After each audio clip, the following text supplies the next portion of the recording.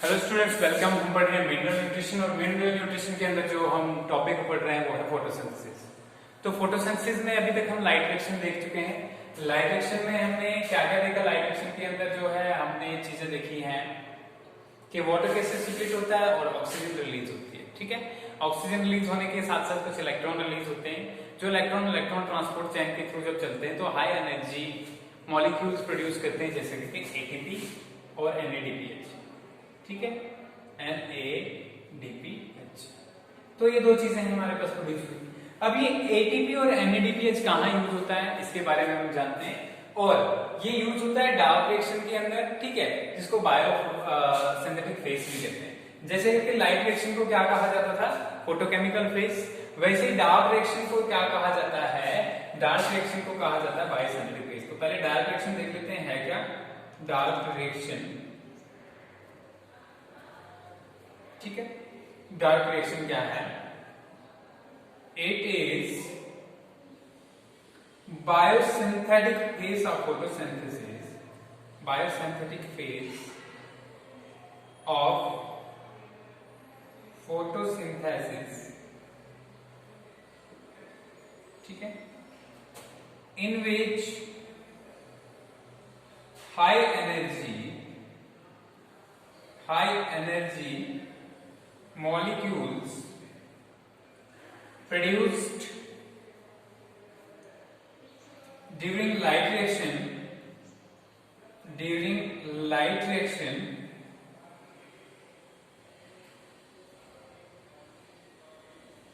are used to fix carbon dioxide so as to produce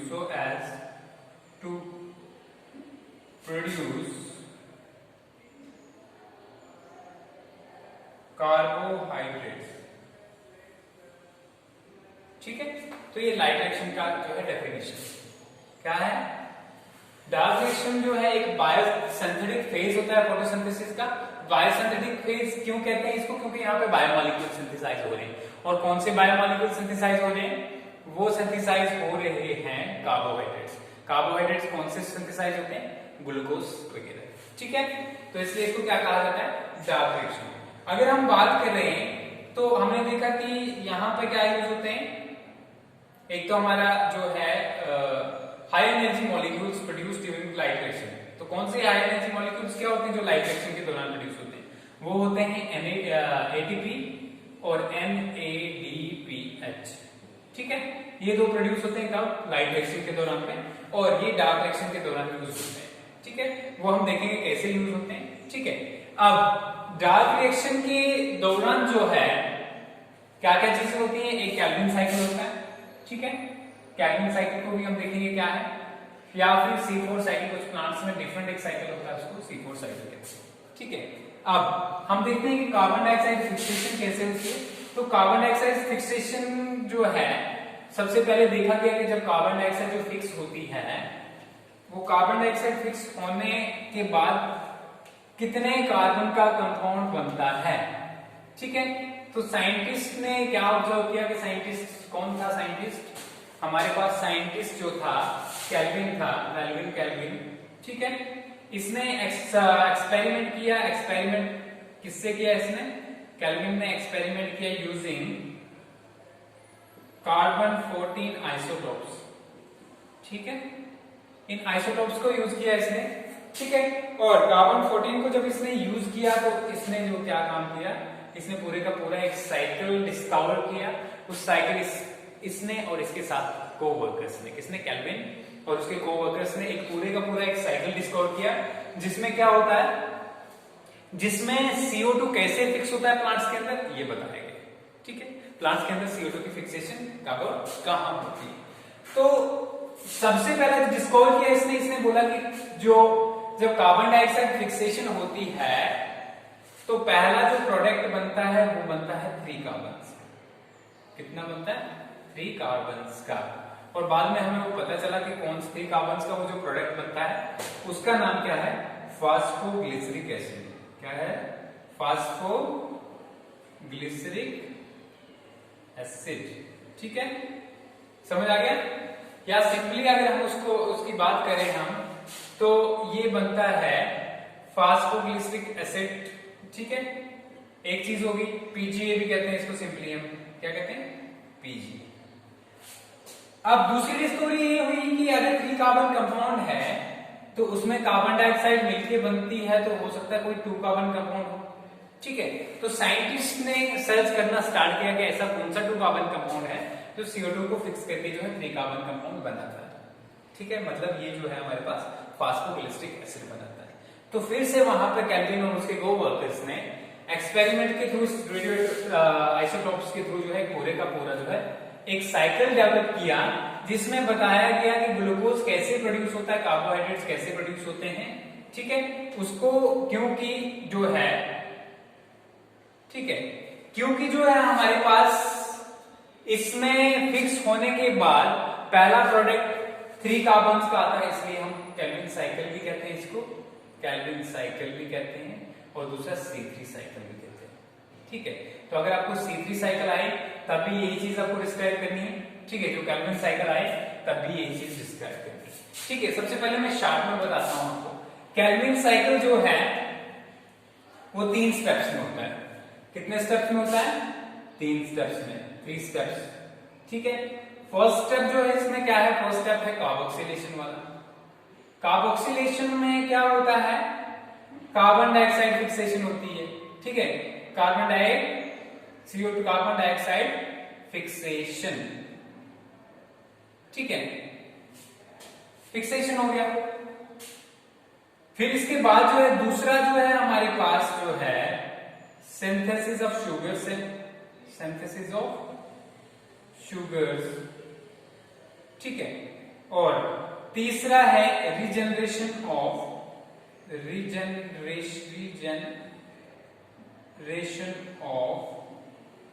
ठीक है, carbon fixing molecule, carbon fixing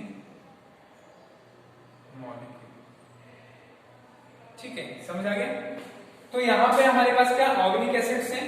सबसे पहले हमने बताया कि CO2 जब फिक्स होता है तो क्या बनता है? एक ऑर्गेनिक एसिड बनता है जिसका नाम क्या है? PGA, phosphoglyceric acid. लेकिन ये कार्बन डाइऑक्साइड को फिक्स करता कौन है? ठीक है, इसको करता है फायोकार्बन कंपाउंड जिसका नाम है रिबुलोज 1,5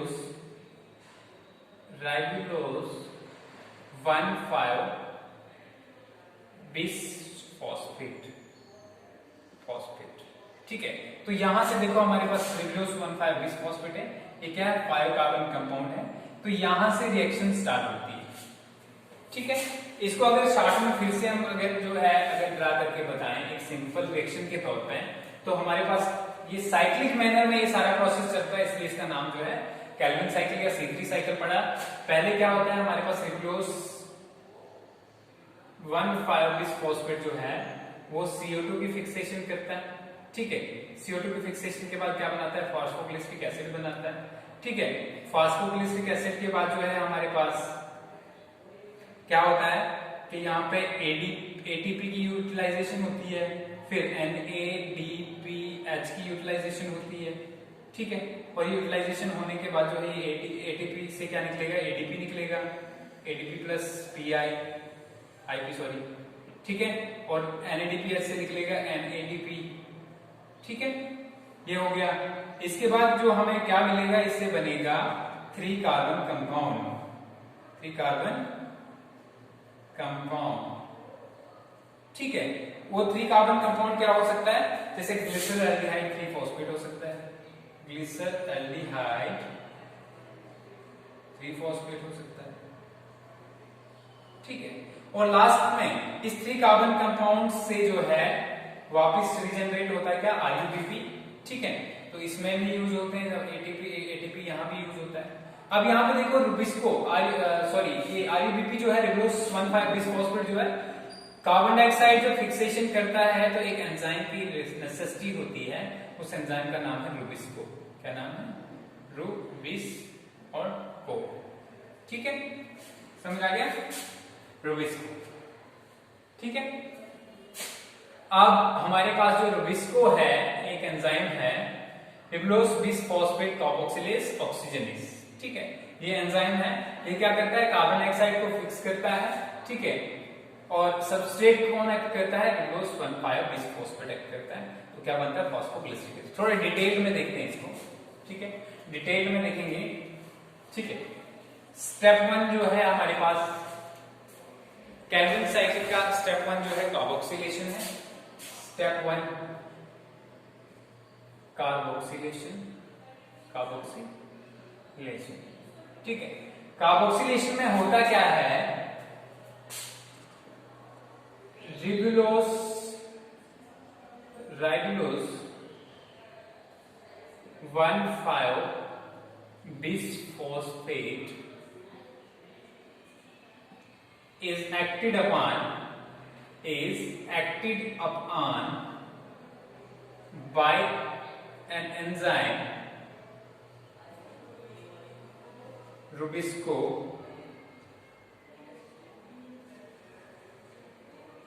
ठीक है।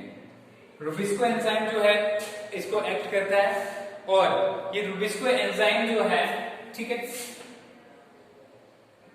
by acted upon, thus resulting into fixing of CO2, ठीक है। The product formed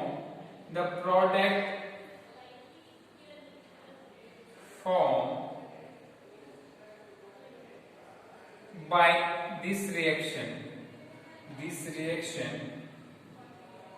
is a, ठीक है, 3 carbon sugar, 3 carbon organic acid है, शुगर नहीं, organic acid, 3 carbon organic acid, क्या कहते हैं इसको, 3 फास्फो ग्लिसरिक एसिड, कभी कभी 3 फास्फोग्लिसरेट भी होता है, एक ही चीज है। तो ये फर्स्ट स्टेप है, ठीक है। यहां पे जो है कुछ इंटरमीडिएट्स आते हैं, इंटरमीडिएट्स क्या आते हैं, 2 कार्बोक्सी 3 कीटो 1,5 बिसफॉस्फेट, ठीक है, जब CO2 होती है। इसके बाद जब H2O इसको साथ मिलाते हैं तो फिर हमारे पास क्या बनता है, यहां इससे बन जाता है हमारे पास 3 फास्फोग्लिसरिक एसिड, क्या बनता है, 3 फास्फोग्लिसरिक एसिड। तो यहां देखो ये टूटा, यहां पे कितना था, 3 कार्बन था, ठीक है, समझ में आ गया। और यहाँ पे 5 कार्बन और ये वाला जो है क्या हो गया, 6 कार्बन आ गया, ठीक है। ये 6 कार्बन जो है यहाँ पे टूटेगा बिसफॉस्फेट, तो यहाँ से क्या बनेगा, हमारे पास 2 बनेंगे, ठीक है, 2 क्या बनेंगे, 3 फास्फोग्लिसरिक एसिड्स बनेंगे। ये इंटरमीडिएट है बीच में, ये क्या है, 6 कार्बन कंपाउंड है, 6 कार्बन कंपाउंड है, और ये क्या आ गया हमारे पास, 3 कार्बन कंपाउंड। यहां तक हो गया हमारे, ठीक है। दूसरा जो है हमारे पास जो रिएक्शन है वो है रिडक्शन की रिएक्शन, ठीक है, रिडक्शन की रिएक्शन। यहां पे यूज होंगे, क्या यूज होंगे, जो लाइट रिएक्शन के दौरान ATP और NADPH बने वो यूज होंगे इस टाइम। देखिए कैसे यूज होंगे। दूसरा जो स्टेप है हमारे पास रिडक्शन का, ठीक है, हमारे पास आया 3 फॉस्फो ग्लिसरेट भी लिख सकते हैं, ग्लिसरिक एसिड भी लिख सकते हैं, ठीक है। 3 phosphoglycerate is acted upon bye enzymes such as triose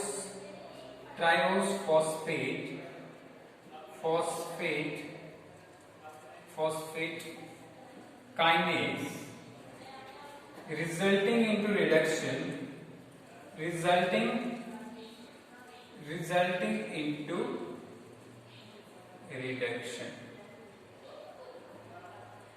in presence of ATP, ठीक है, ATP की प्रेजेंस में रिडक्शन होती है, ठीक है। तो 3 फास्फोग्लिसरिक एसिड जो हमारे पास था, क्योंकि इसमें एक फास्फेट ग्रुप ऐड हुआ तो अब क्या बन गया, 2 फॉस्फेट होंगे इसमें, तो इसलिए 1,3 बिस फास्फोग्लिसरिक एसिड या 1,3 बिस फास्फोग्लिसरिक, ठीक है, समझ आ गया। तो क्या बन गया, ये 1,3 presence of ATP resulting into 1, ठीक है, 3 बिसफॉस्फोग्लिसरेट, ठीक है, या 1,3 PGA भी लिख सकते हैं इसको, ठीक है, ये बन गया। अब देखो फर्दर रिडक्शन बाय NADPH, ये अभी चल ही रहा है, further reduction by NADPH results into, ठीक है, formation of, ठीक है, 3 carbon compound such as glyceraldehyde 3-phosphate, ठीक है, glyceraldehyde 3-phosphate बन गया, ठीक है।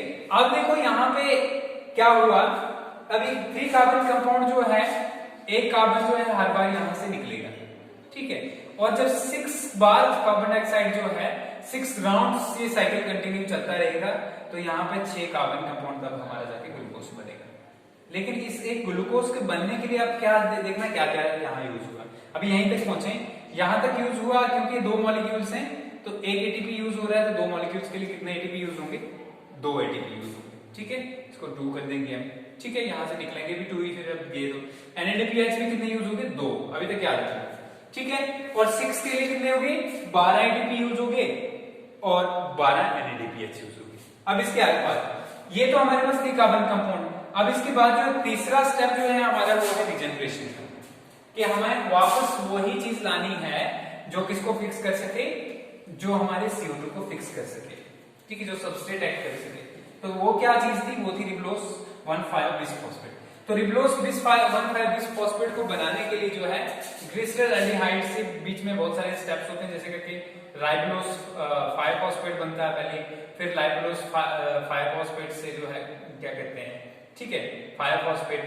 तो यहाँ पे राइबोलोस 5-फॉस्फेट से जो है ATP और ADP की प्रेजेंस में जब जो है इसमें 5-फॉस्फेट में मतलब एक ही फॉस्फेट, तो फिर ये 20-फॉस्फेट 2-फॉस्फेट बन जाता है। तो रिजनरेशन में यही प्रोसेस होता है, फिर से एक बार ATP यूज होता है, ठीक है, और रिडक्शन से क्या बन जाता है, RUBP, रिब्लोस बिसफॉस्फेट। तो थर्ड क्या है हमारे पास, थर्ड स्टेप है regeneration.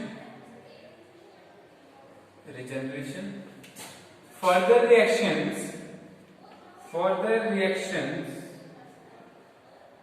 acted by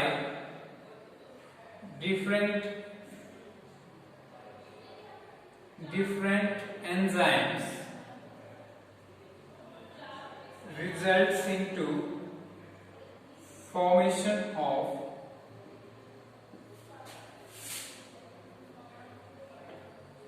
ribulose 1,5-bisphosphate, ठीक है। in this process, ठीक है, ATP is used, ठीक है, converting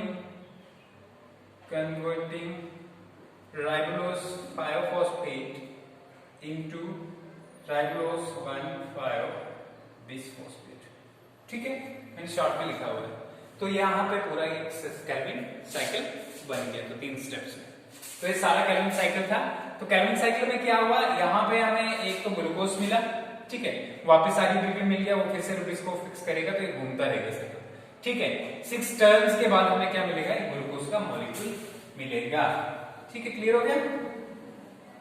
अब यहाँ पे देखिए, ये जनरल में होता क्या है, यहाँ पे हमारे पास यहाँ पे क्या क्या चल रहा है, 2-2 चल रहे हैं, यहाँ पे 2 ये भी होंगे, फिर 2 ये भी होंगे, 2 ये भी होंगे। अब ये 2 ये यहाँ पे जो होंगे, ये 2 में से एक कार्बन हट जाएगा इनमें से, तो बाकी के 5 कार्बन जो है आगे फिर से कंटिन्यू करेंगे, ठीक है, क्लियर हो गया, ये बात है। अब देखिए, अब जो है हमारे पास ये तो कैल्विन साइकिल हो गया, इसमें यूज क्या क्या हुआ वो देख लेते हैं थोड़ा। एक तो इंपॉर्टेंट चीज रूबिस्को यूज हुई, जिसने कार्बोक्सिलेशन रिएक्शन को किया। रूबिस्को एक ऐसा एंजाइम है जो वर्ल्ड सबसे अबंडेंस में पाया जाता है। ठीक है, सबसे ज्यादा पाया जाने वाला एंजाइम कौन सा है? रुबिस्को है। ठीक है, कौन सा? रुबिस्को। ठीक है, इसका पूरा नाम जो है राइबोलोज बिसफॉस्फेट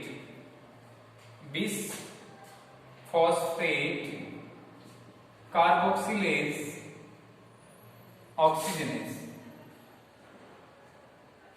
ठीक है, तो यहां से पता लगता है कि कार्बन डाइऑक्साइड का भी यूज भी करता है और ऑक्सीजन का यूज भी, दोनों का यूज करता है। अब देखते हैं ये जो C3 हमने देखा, C3 साइकिल मतलब जब कार्बन फिक्स हुआ तो C3 जो हमारे पास कंपाउंड बना। क्या हर एक प्लांट में C3 बनता है?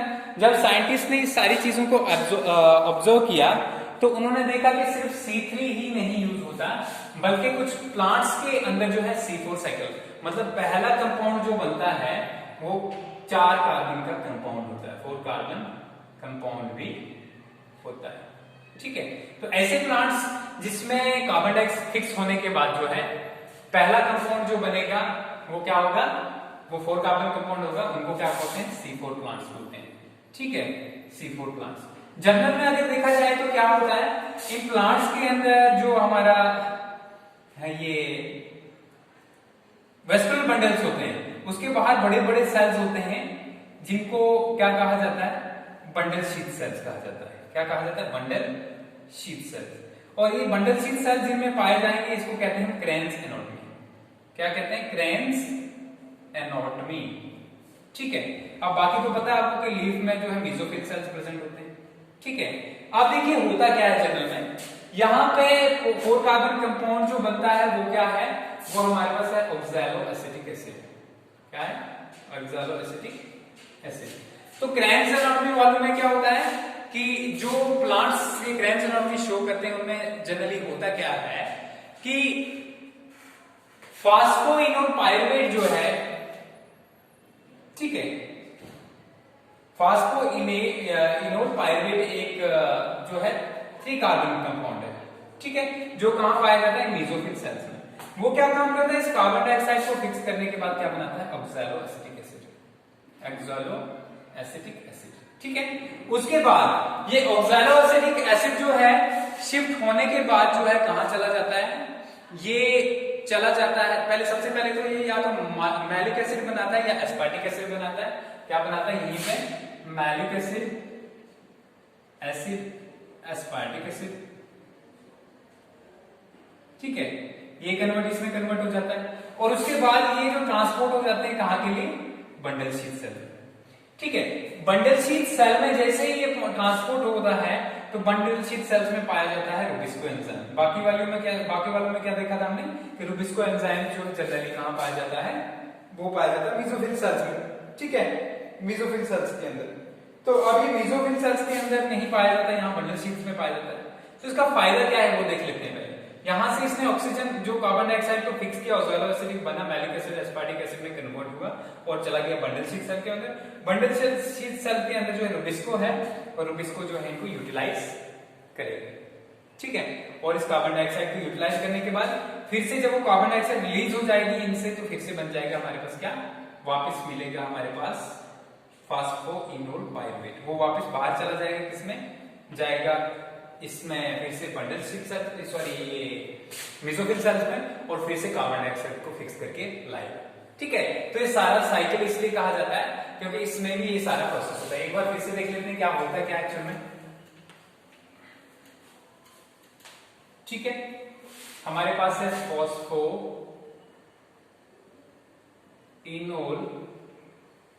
पायरुवेट। ठीक है, क्या है? Phosphoenol pyruvate. ये कहां प्रेजेंट होता है? मेसोफिल सेल्स में। ठीक है, इसने फिक्स किया CO2 को, क्या बना हमारे पास? ऑक्सैलो एसिटिक एसिड बना। ठीक है, ऑक्सैलो एसिटिक एसिड कहां ट्रांसफर हुआ? हमारे बंडल शीथ सेल में। Bundle sheath cell. ठीक है, इसमें जो है oxaloacetic acid aspartic acid में जो है कन्वर्ट हो सकता है, एस्पार्टिक एसिड। ठीक है, यहां जाने के बाद जो है एस्पार्टिक एसिड जो है क्या देगा? एक CO2 निकलेगी इससे, और ये फिर वापस से बन जाएगा फॉस्फोइनोल पायरुवेट, और फॉस्फोइनोल पायरुवेट कहां ट्रांसफर हो जाएगा, बंडल सेल में। और इन बंडल सेल सॉरी इसमें मेसोफिल सेल में, इन बंडल सेल में क्या प्रेजेंट होता है, रुबिस्को प्रेजेंट होता है। रुबिस्को फिर से रुबिस्को कार्बन डाइऑक्साइड को फिक्स करेगा और इसके आगे चलेगा फिर से C3 साइकिल। मतलब C4 साइकिल वालों में भी C3 साइकिल होता है, ठीक है। लेकिन फिर बेनिफिट क्या है इसका, कोई बेनिफिट है? बिल्कुल है। जनरली होता क्या है, रुबिस्को, इसके लिए हमें रुबिस्को को देखना पड़ेगा, ठीक है। रुबिस्को एक ऐसा एंजाइम है जो कार्बन डाइऑक्साइड को भी सबस्ट्रेट के तौर पर यूज करता है, और ऑक्सीजन को भी, O2 को भी और CO2 को भी। अब CO2 और O2 को जो है कब जो है ये सबसे पहले अगर एफिनिटी देखी जाए इस एंजाइम की, किसके प्रति इसकी ज्यादा एफिनिटी है, तो रुबिस्को ज्यादा CO2 के लिए जो है ज्यादा अट्रैक्ट करता है CO2 के मॉलिक्यूल्स को। लेकिन कभी कभी ऐसा भी होता है कि O2 के मॉलिक्यूल्स अगर हाई कंसेंट्रेशन में हो तो फिर O2 जो है इसके साथ बाइंड कर जाते हैं, ठीक है। तो मेसोफिल सेल में अब अगर O2 बाइंड कर जाएगा तो होता है क्या है, प्रोसेस होता है फोटो रेस्पिरेशन का, ठीक है। और फोटो रेस्पिरेशन में एनर्जी वेस्ट होती है, कोई हमारे पास ग्लूकोज वगैरह प्रोड्यूस नहीं होता है, ठीक है। उसको हम बाद में देखेंगे, ठीक है। तो ये सारा प्रोसेस इसके अंदर होता है, ठीक है, रुबिस्को के अंदर। और अगर कार्बन डाइऑक्साइड फिक्स होगी तो हमारे पास क्या प्रोड्यूस होते हैं, शुगर्स बनते हैं, ठीक है। क्लियर हो गया। अब देख लेते हैं हम लास्ट पे फोटो रेस्पिरेशन होता है क्या, ठीक है। देखिए फोटो रेस्पिरेशन एक ऐसा प्रोसेस है जिसमें हमारे पास जो है कोई शुगर की सिंथेसिस नहीं होती, ठीक है। और जनरली जो रुबिस्को जो है किसको फिक्स करता है, वो फिक्स करता है हमारे पास ऑक्सीजन को, ठीक है। O2 फिक्सेशन करता है, और जिसकी वजह से हमारे पास फास्फोग्लिसरेट बनता है, एक मॉलिक्यूल फास्फोग्लिसरेट का और एक फास्फोग्लाइकोलेट का, ठीक है। फास्फोग्लिसरेट का और एक फास्फोग्लिसरेट का बनता है और एक फास्फोग्लाइकोलेट का बनता है, ठीक है, ग्लाइकोलेट का, ये दो बनता है। और यहाँ पे कोई भी जो है ना ही तो एटीपी की प्रोडक्शन होती, उल्टा सेम तौर पे ये भी जो है एटीपी यूज करता है, जैसे किसमें यूज हो रहे थे, जैसे हमारे C3 साइकिल में या C4 साइकिल में यूज हो रहे थे, ठीक है। लेकिन C3 साइकिल C4 साइकिल में तो यूज हो रहे थे, लेकिन उसका बेनिफिट हमें क्या हो रहा था कि हमें शुगर्स मिल रहे थे, लेकिन यहाँ पे कोई शुगर्स की प्रोडक्शन नहीं होती, उल्टा जो है एटीपी की कंजम्पशन होती है। तो इसको क्या कहते हैं हम, फोटो रेस्पिरेशन, ठीक है। फोटो रेस्पिरेशन एक ऐसा प्रोसेस होता है जिसमें रुबिस्को क्या करता है, कार्बन डाइऑक्साइड की जगह जो है ऑक्सीजन को फिक्स कर लेता है, और ऑक्सीजन की फिक्स करने की वजह से हमारे पास जो प्रोडक्ट्स आते हैं, ठीक है। जब हमारे पास पहले हमारे पास था क्या, हमारे पास RUBP था, रिबुलोस 1,5-बिसफॉस्फेट, ठीक है। यहाँ पे ऑक्सीजन फिक्स हुई, ठीक है, इसके बन गया फॉस्फोग्लिसरेट बन गया और फ्लास्फोग्लाइकोलेट बन गया। तो इनसे आगे कोई भी बेनिफिट हमें नहीं होगा, और दो मॉलिक्यूल एटीपी के इसमें ऐसे ही फालतू के चले जाएंगे। तो एनर्जी वेस्टेज का प्रोसेस है फोटो रेस्पिरेशन। तो इसी के साथ जो डार्क रिएक्शन आपका कंप्लीट होता है। नेक्स्ट में हम रेस्पिरेशन और जो है देखेंगे कि जो फास्फोरिलेशन क्या होता है, ठीक है। तो उसको जो है इसके अलावा जो है फोटोफॉस्फोरिलेशन क्या होता है वो भी देखते हैं, ठीक है। ओके।